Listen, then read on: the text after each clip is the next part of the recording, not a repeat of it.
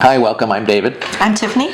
And the questions come up, what are we doing sailing these days? And the answer is in different routes, I think. I grew up sailing on Lake Ontario. My father had a wooden boat, 30-foot Rouet designed boat, 6 feet beam, 6 feet draft, 7/8 rig sloop with a wooden mast, normal for its time.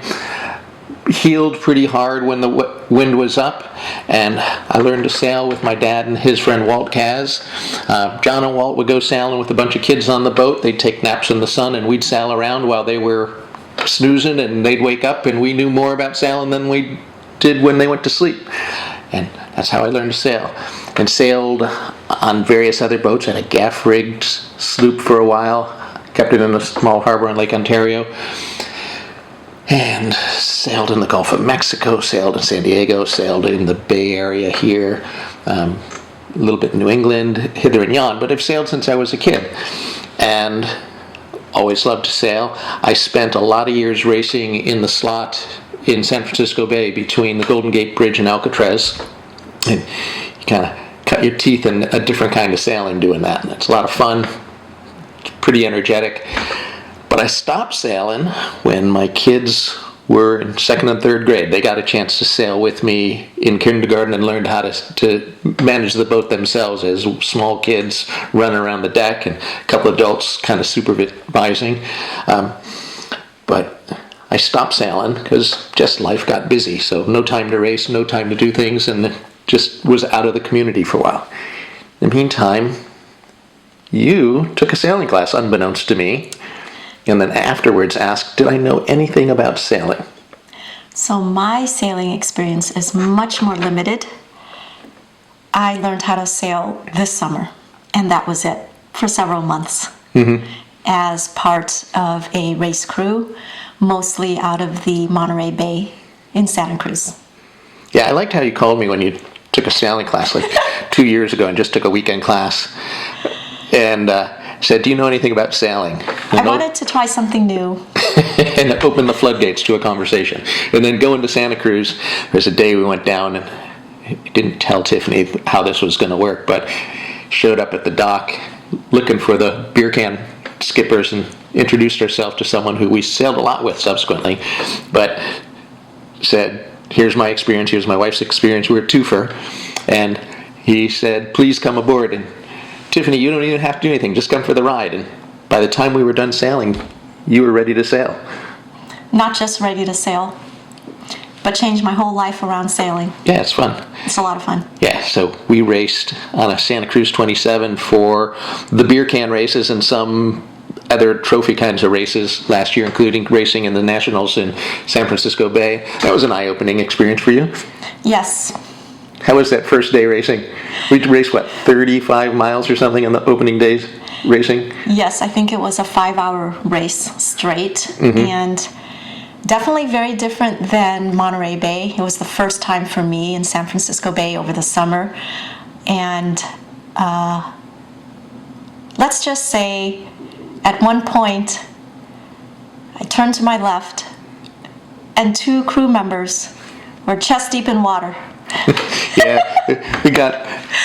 we did a death roll with a spinnaker up and got knocked down, and 2 people slipped off while the boat was on its edge, and they got hauled back aboard, and you were a little surprised It was so gusty that day, and when I'm trimming, my head was just inches away from the water. Yeah, you're kind of... I was trying just not to fall off. As was everybody else. And then the boat pops up, the lines are managed again, the spinnaker's brought back under control, and off we went. It was good fun. So anyhow, that was how we came to start sailing together. Then recently there was this push that we need our own boat, different kind of boat, right? We raced because it's a quick way to learn, and it is a quick way to learn. You learned a lot in not too many months. And a lot of that's credit to Gary and how he manages a race boat and how he is as a skipper and how he is with people. It's just fantastic. Thank you, Gary. But we want to do different sorts of sailing, and that involves cruising around and having some distance and just having some mobility. Kids are off into college, and it's our time to go do some things. So that's kind of what we're up to. So then there's the question.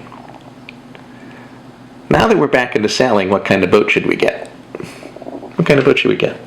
We talked about all the different things that we wanted and not want. And we didn't want a race boat. We wanted a cruiser. Because one day we would like to sail the oceans and sail around the world. Yeah. But before that, I'm going to need a lot more practice. And so we need to get something more suitable for part of my learning curve. Yeah. And they're great places to sail here in Central California, Northern California, San Francisco Bay Area, Monterey Bay Area, like that. So, but racing boat is a different activity than sightseeing and cruising around. So anyhow, we looked at a lot of boats. We looked at hundreds of boats in different online ads, Yachting World's ads, and Boat Traders ads, and Craigslist, and all this other stuff. And we looked and we looked and we looked. At some point we had an idea of ruling out a bunch of things, but we weren't quite sure what to rule in, but decided we wanted some sort of cruising boat, and so off we went. All right, so it's time to go look at boats. And maybe you want to talk about the half a dozen or 8 boats we looked at. So we looked at 7 boats in person, both in the San Francisco Bay as well as docked at the Monterey Bay. We looked at a couple of 49 and 50 footers. We looked at a Juno 49 and also a Beneteau Oceanus 50. And my first impression was that these are too big for me. Almost all of the time we'll just be a crew of 2. So we need something that we can sail short-handed, and especially for me as a beginner, I need to be comfortable being able to dock and undock. And so we looked at something a little bit smaller after that. Yeah.